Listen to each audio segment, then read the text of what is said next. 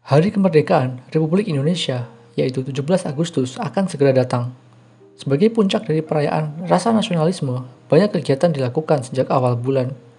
Dari memasang dekorasi merah putih di tempat umum, sampai segala macam perlombaan yang disebut untuk mengenang perjuangan para pejuang saat melawan penjajah. Pada ranah formal, upacara menjadi yang utama, diikuti ritual kebangsaan lainnya. Semua itu hanya ujung dari pemahaman atas nasionalisme, yang berkutat tidak jauh dari semacam self-ritual asketisme atau ritual diri sebagai suatu budaya turun-temurun yang harus dilakukan tanpa perlu mempertanyakan nilai utamanya.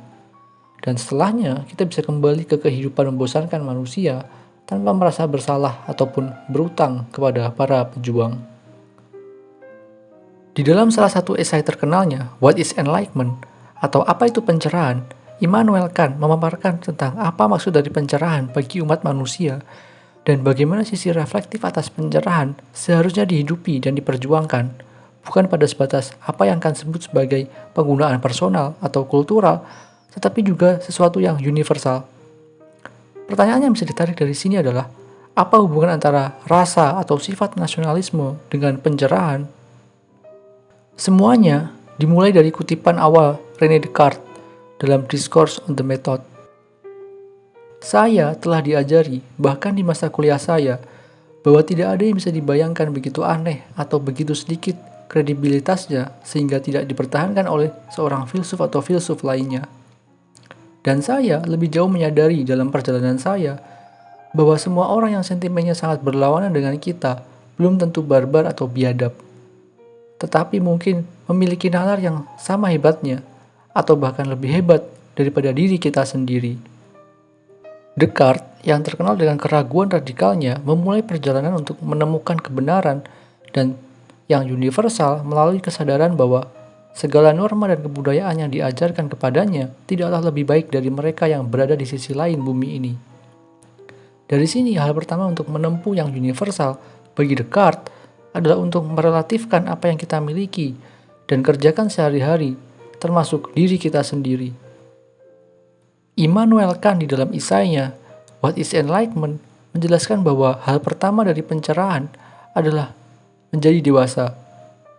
Menjadi dewasa artinya saat seseorang berani menggunakan rasio atau akal sehatnya untuk berpikir. Dengan moto terkenalnya, Sapere Aude.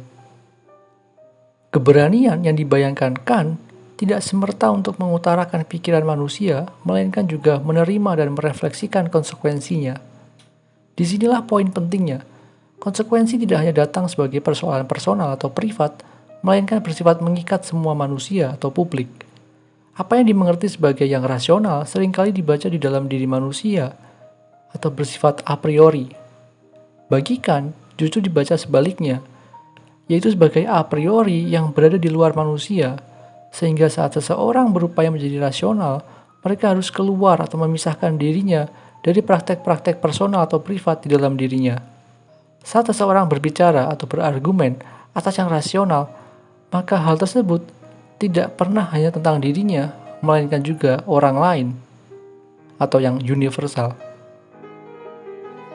Berdasarkan hal tersebut, Kant mempunyai cara lain dari standar umum untuk membedakan antara apa yang bisa disebut privat dan publik.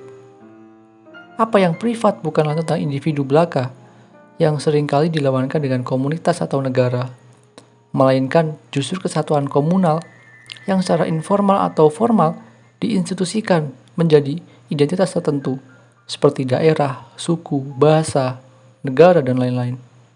Sedangkan apa yang publik adalah dimensi transnasional yang universal dan memerlukan partisipasi rasional di dalamnya. Dimensi transnasional universal ini lebih jelas digambarkan dari paradoks salah satu pernyataan terakhir di dalam esai Kant. Argue as much as you want and about what you want, but obey. Atau versi singkatnya, think freely but obey. Atau berargumenlah sepuasmu, akan tetapi patuhilah. Mengapa kita diperbolehkan untuk berpikir dan berargumen sebebas dan sepuasnya, namun juga harus patuh? Untuk patuh ke apa atau ke siapa? Bagi Kant, tentu patuh terhadap ruang publik universal yang dibangun secara rasional. Dalam hal ini, justru saat seseorang berpartisipasi di ruang publik yang universal, pada titik ini dia muncul sebagai sosok radikal individual yang terlepas dari segala sentimen identitas komunal dan kebudayaan di belakangnya. Momen pelepasan diri inilah yang menjadi titik universal saat individu tidak lagi berbicara atas dirinya, melainkan sejajar dengan aturan nasional yang bekerja sebagai yang universal.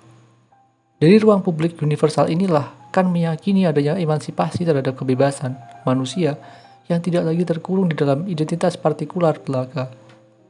Bukankah nasionalisme yang secara umum dan ideologis dimengerti dan dipraktekkan di dalam kehidupan tidak lebih dari justifikasi diri bahwa mereka belum dewasa atau belum mencapai pencerahan alakan?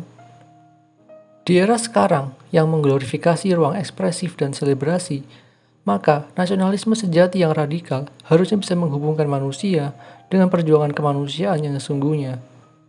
Meskipun justifikasi umum mencoba mengatakan bahwa setiap ekspresi dan selebrasi menghubungkan mereka dengan para pejuang, maka apa yang perlu dilihat kembali adalah siapa pejuang ini. Pejuang kemerdekaan dahulu telah menghasilkan ruang yang hari ini bisa kita nikmati. Namun, apa yang bisa kita beri bagi para pejuang kehidupan hari ini, mengingat masih banyak masalah mendasar kemanusiaan di mana-mana?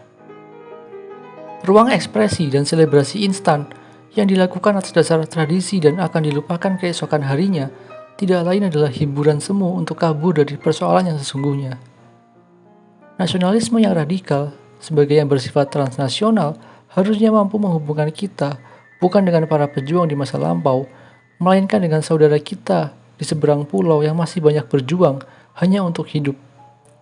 Apa yang seharusnya kita minta di hari kemerdekaan atas rasa nasionalisme bersama bukanlah serba-serbi perayaan, melainkan revolusi yang sesungguhnya, yang mampu membuat kehidupan bersama lebih baik, yang kita tahu tidak akan datang dalam sehari, tetapi akan berlaku dan terasa di dalam kehidupan sehari-hari.